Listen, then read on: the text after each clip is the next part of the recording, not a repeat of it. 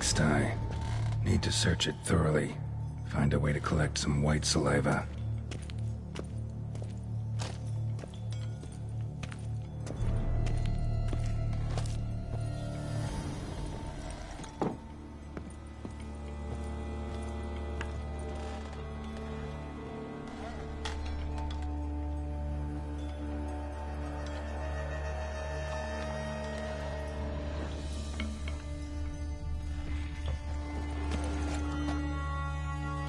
Spoon's incredible. The craftsmanship must have graced a rich man's table.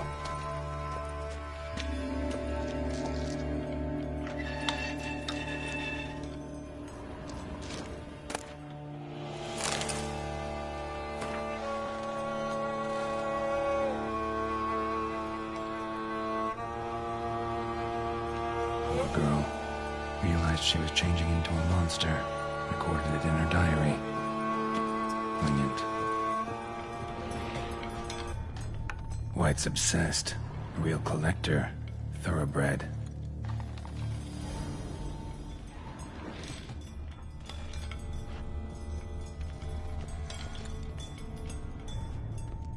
Spoon. Pretty ordinary. Maybe a little old.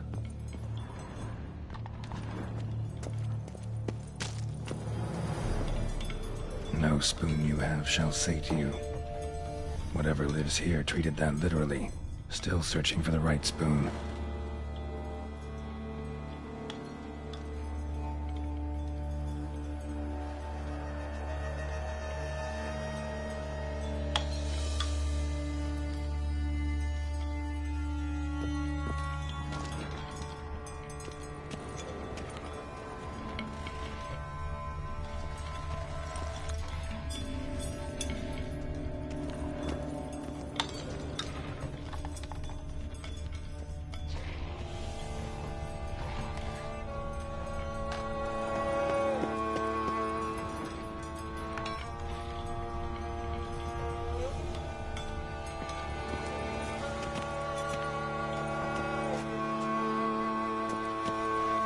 Another spoon.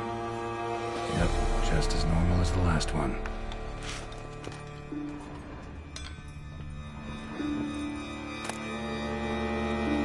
Spoon key. Sophisticated crafting. Tag bears a description. White's a true collector.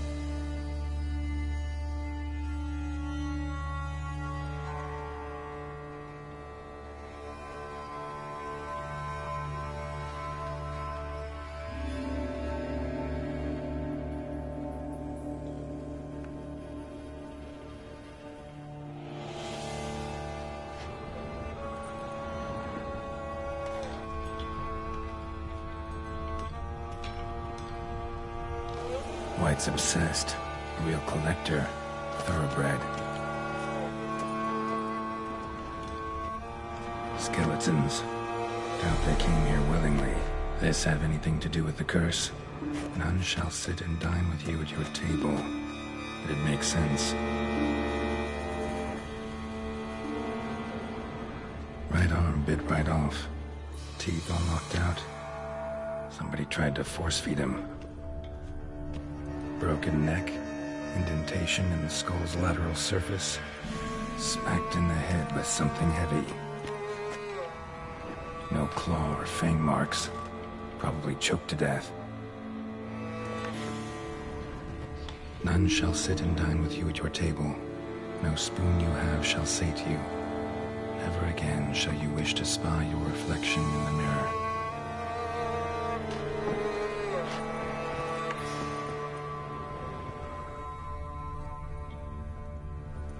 Woman's name scratched into this wooden spoon. Romantic.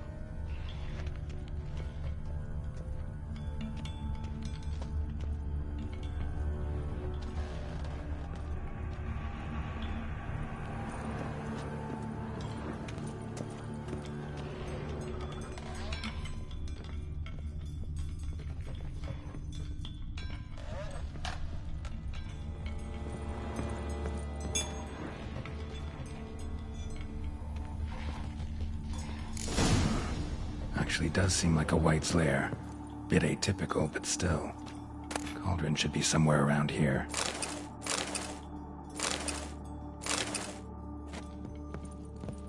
Spoon. Pretty ordinary.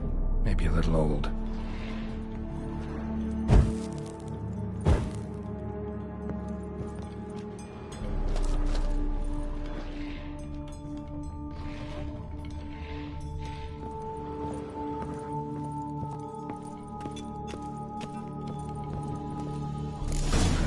For. White's not particularly tidy. Table's set. White who lives here is getting ready for some sort of feast. White that lives here, definitely afflicted by a curse, and it's been trying desperately to lift it.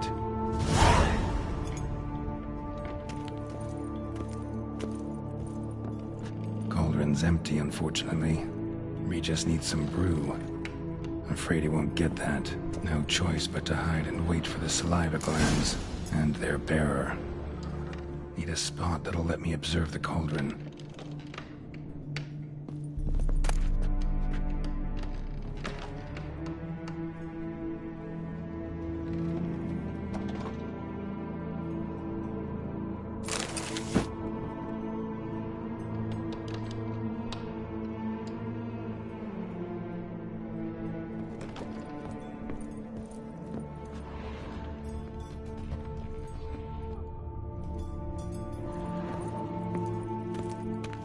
Another spoon.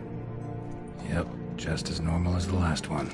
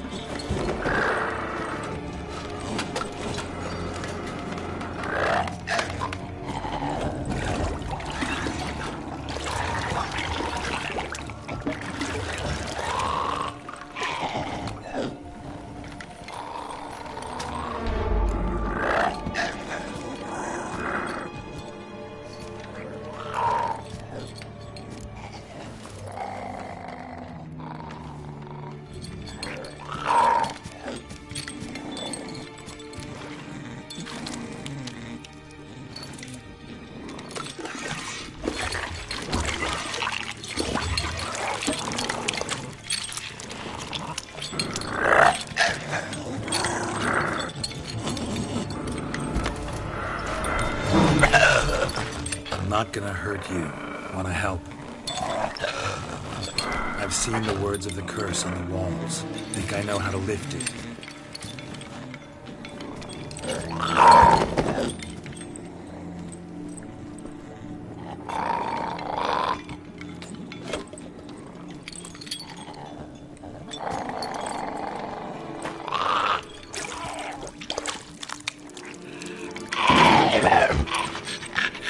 You tried to bring folk here, convince them to sit at the table with you, right? Well, I'm gonna be your guest now. Your willing guest.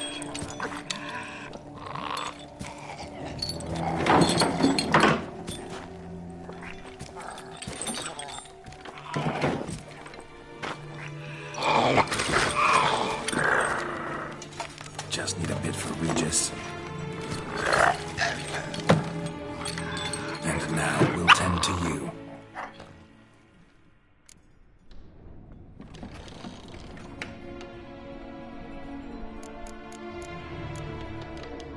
Need to get this right. Words of the curse were, none shall sit and dine with you at your table. No spoon you have shall sate you. Never again shall you wish to spy your reflection in the mirror.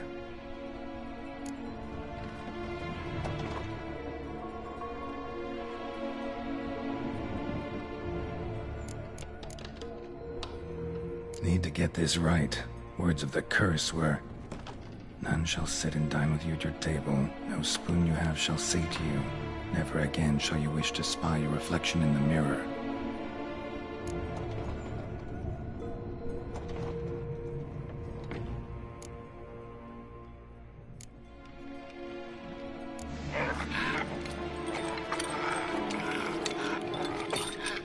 We can't use spoons.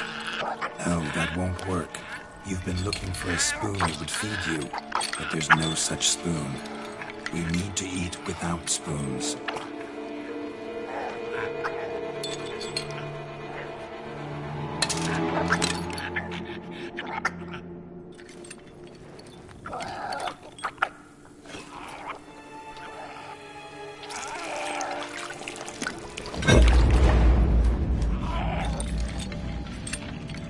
Open your eyes.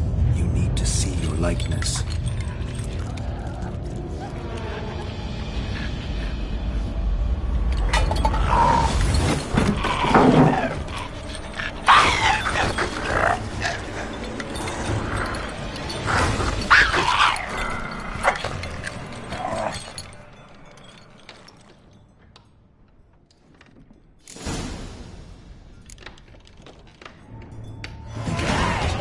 Just not quite like I expected. Need to see what happened to the white. Won't be hard to find given its stench.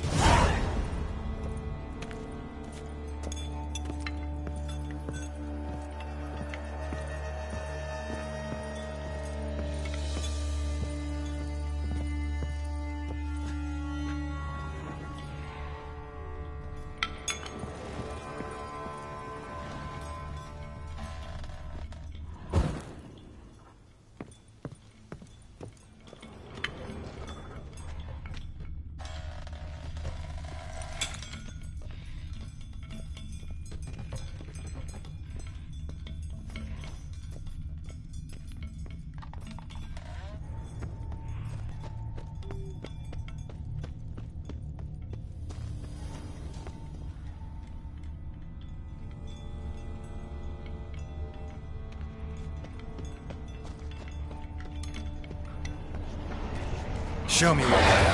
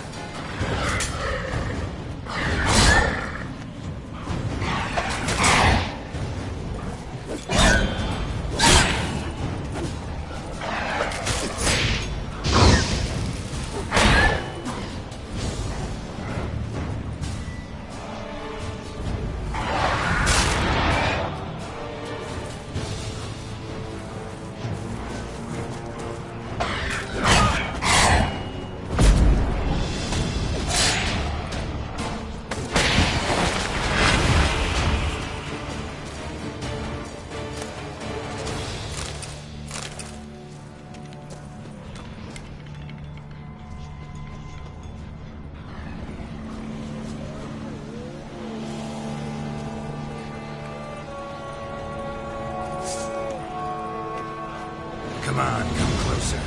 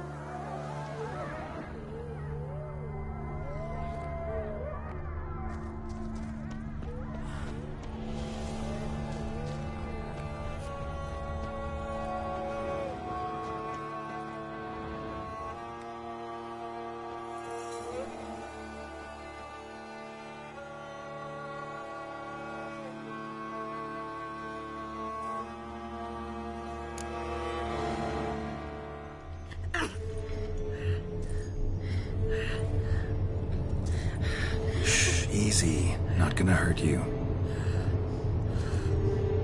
Eat. I must eat.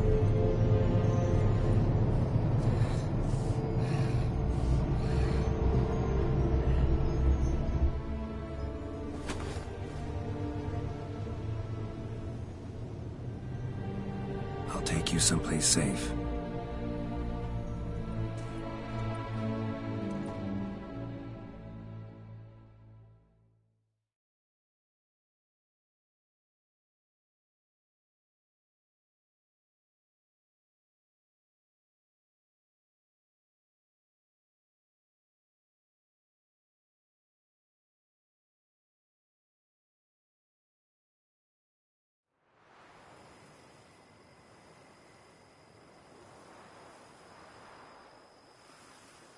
So I took her by the hand and led her here.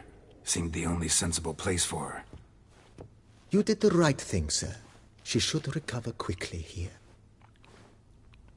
I'm deeply pleased, finally, to make your acquaintance, sir, though I do regret the specific circumstances.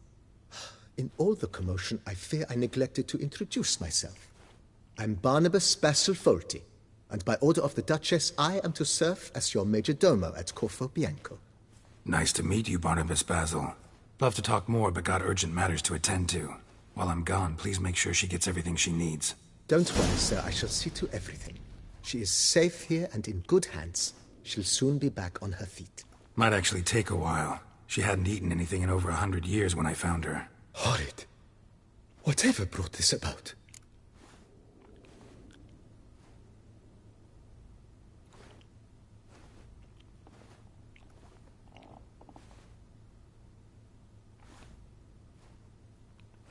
Told me her story on the way here.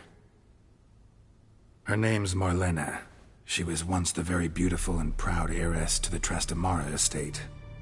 One evening, when she was holding a banquet for friends, a beggar came to her gate seeking alms. He had a bowl and a spoon with him. He sat outside her fence and waited.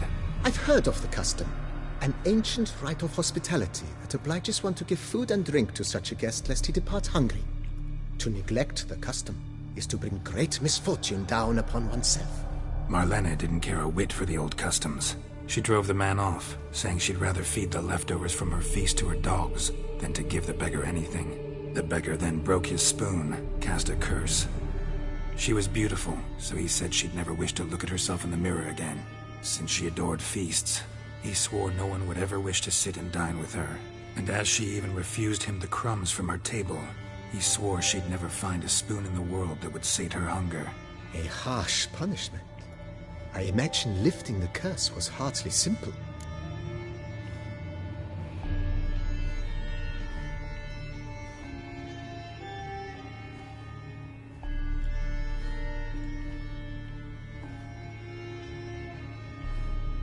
Curses are tricky. They play on irony. Always gotta figure out what the catch is. Marlena had spent decades looking for a way to lift it. Transformed into a wight, she stole spoons and lured folk into her home, trying each time to get them to dine with her. Didn't work. So what did? Someone had to sit down and share a meal with her, of their own free will. They had to eat without using spoons, and make her look at her reflection. That's it? That was all it required? Simplest solutions are sometimes the last that come to mind. Besides, when you're a wight, it's pretty damn hard to find willing human company for a feast. I imagine so. But, most importantly, it is now over. Please, don't worry. She will be in good hands here.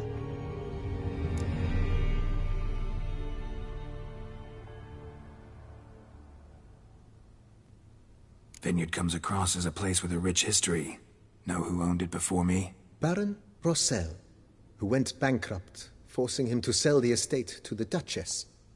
The Baron, in turn, had purchased it from Monsieur Bolius of the Headsman, a truly colorful man of Kedweni origin. He was actually a headsman? No, not him, but his great-great-great-great-grandfather. Indeed. Apparently, he was a common cutpurse who somehow secured for himself the post of ducal headsman in Beauclair. Went about his work with an exceptional penchant. They say he chopped off more heads than there are grapevines in the ducal vineyards. He never hesitated, not once. Never sliced unevenly, never botched a job. For his exemplary service, the Duke granted him a title and this estate. Monsieur Bolius, on the other hand, was an engineer in his younger years. Once retired, he settled here and took to producing wine. Sadly, misfortune struck, and he lost his sense first of smell, then of taste. Additionally, he could not drink alcohol. His medic forbade it. Shame that. He gave up making wine? Not at all. He made even more of it. Began throwing wild balls to which he'd invite friends from far and wide in order to treat them to his wine and delight in the fact that at least someone could enjoy it. It's the sort of man he was, Monsieur Bolius.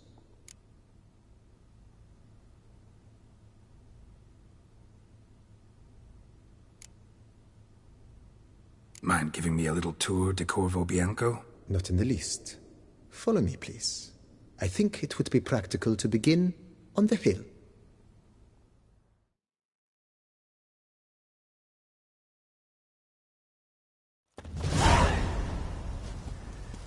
Behold, sir, your estate in all its splendor.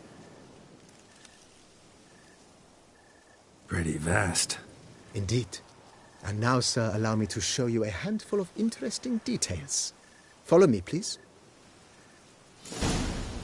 Been a major domo all your life? Yes, I come from a long line of major domos. My father was a major domo, as was my grandfather before him, as was my great-aunt. In fact, she was the one to start the tradition. Great-aunt? A hard woman.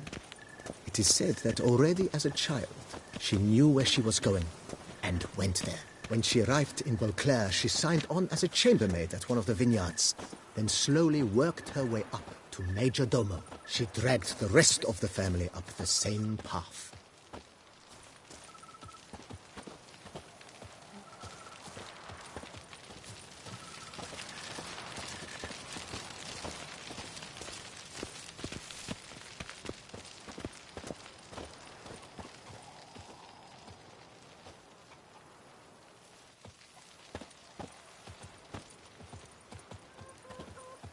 The servants' quarters. I occupy the green home. With the Duchess's permission, I have hired a full staff. Their salaries to be paid from the ducal treasury. Nice of her. Not the most sightly part of the estate, I admit. But I think it's worthwhile for you as master of the domain to know where the help stays.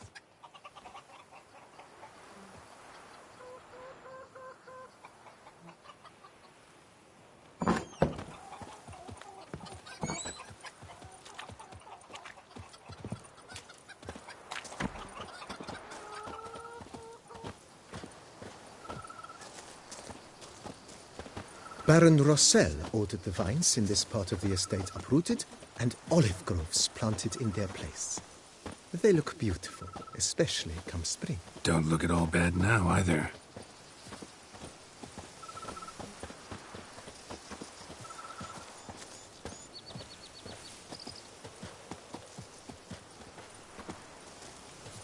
Down below lies your vineyard, where we grow a strain of Carfanere, one of the world's oldest. Aged in oak barrels, it provides for an exquisite wine with distinct blackberry, wild cherry, plum, and cinnamon notes. Marvelous. Have to try it one of these days.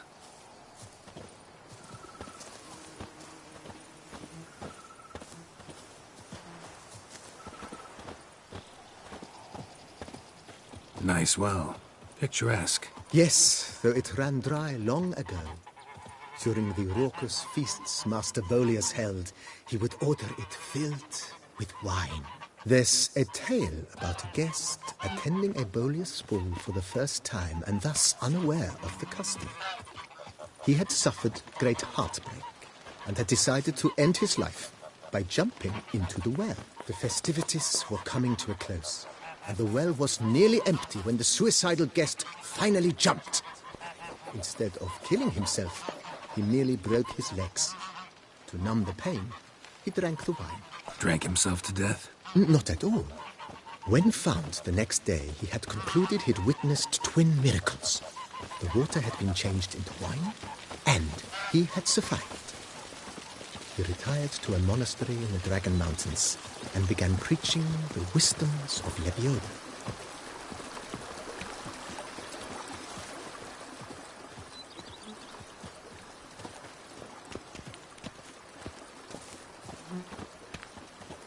Monsieur Bolius' wife Nina kept a garden here. A supremely lovely place it was. Bit neglected now. I agree. Yet nothing stands in the way of restoring it to its former glory, and once again planting it with herbs and other vegetation.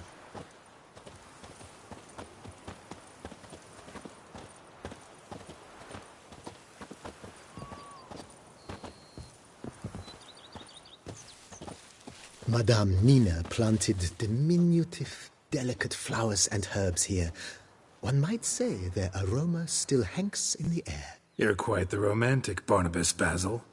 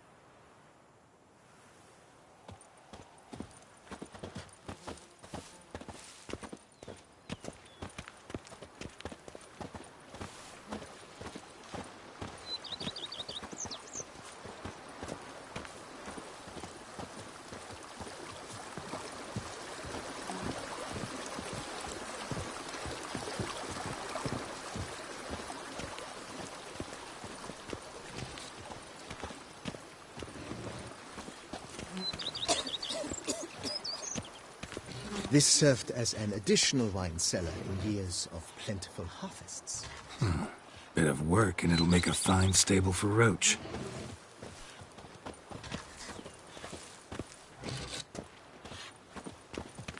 Oh! You smell that? Those are the vapors. The cellars, voila. During Monsieur Bolis's time, wine was kept here, but Baron Rossel used it to store olive oil as well. I took the liberty of cleaning up the mess, which I made while fighting the Bruxa. Thanks, Barnabas Basil. Appreciate it.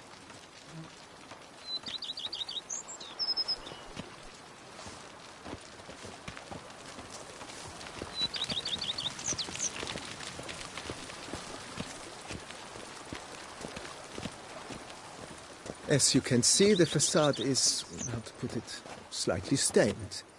But one cannot deny it, a certain subtle southern charm.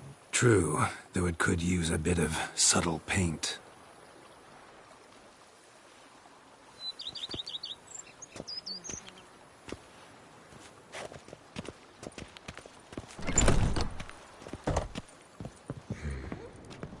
And welcome inside. On the left is the master bedroom. On the right, the dining hall and kitchen. Upstairs, you shall find the guest room, currently used for storage. Not a bad idea. At the moment, the house is only minimally furnished. Yet I believe we will, together, devise some innovative arrangements. A few paintings, for instance, would breathe new life into the abode immediately. With that, sir, you've seen the full lay of the land. Corvo Bianco is a beautiful estate. Though one must admit, time has taken its toll. Forgive me for being forward, but if you were to choose to invest a small sum towards its beautification, consider me at your service on the matter. Think I'll take you up on that. Be sure to come and see you if I decide to do any remodeling.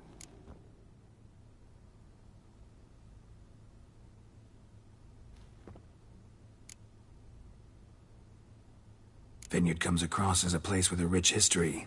Know who owned it before me? Baron Rossel, who went bankrupt, forcing him to sell the estate to the Duchess.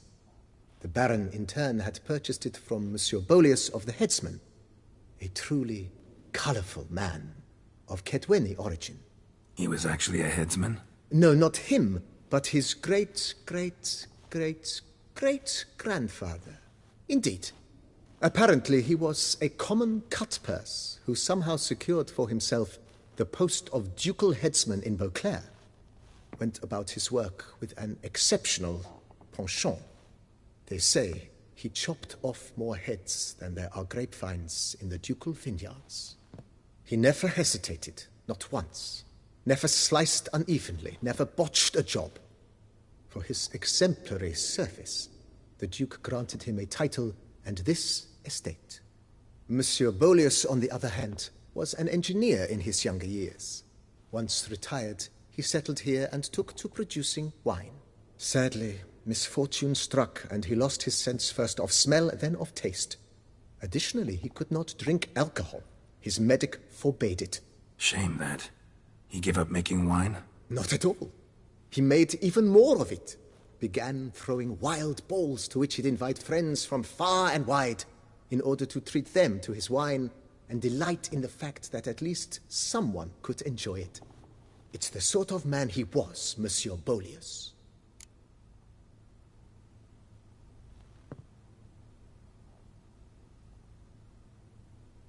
Mentioned the place could stand to be spruced up. Oh, most decidedly, sir. The question is where you would like to begin this rejuvenation.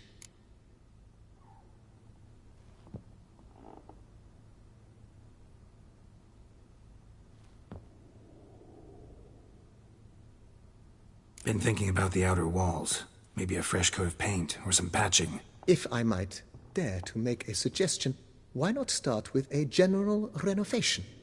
I once oversaw such work at Admiral Rompelli's summer residence. The effects were simply breathtaking.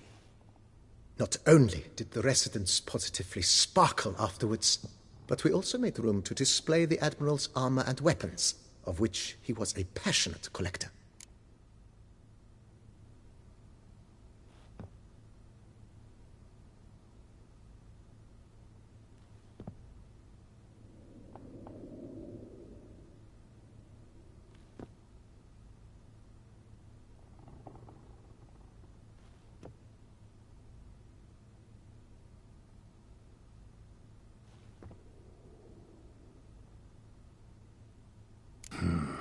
Need to think it over some. I understand, of course. As the venerable Lady Eve Knibley would so quaintly put it, the rash oft contract rashes.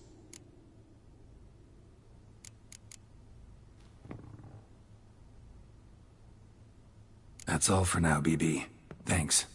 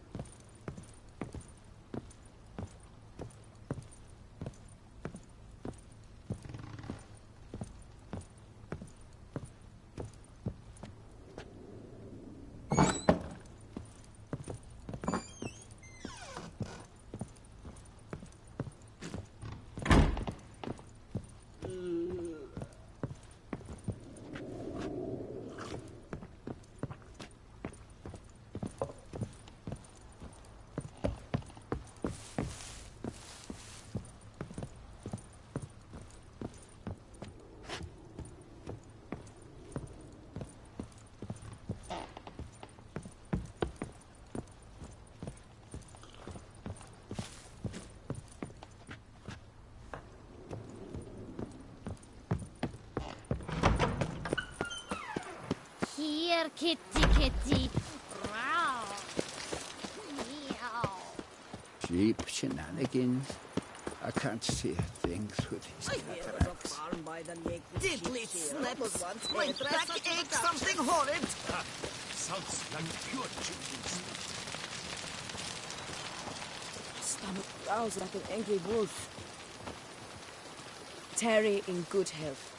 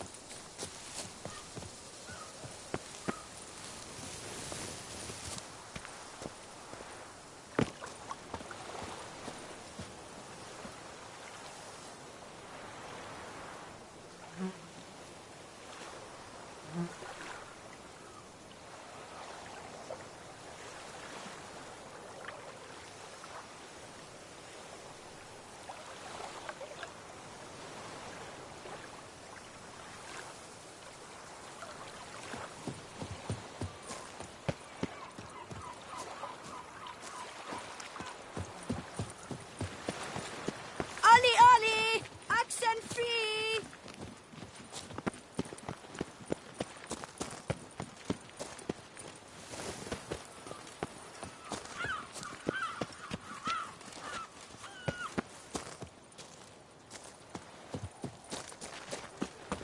What was that? Apologize. Old diddly.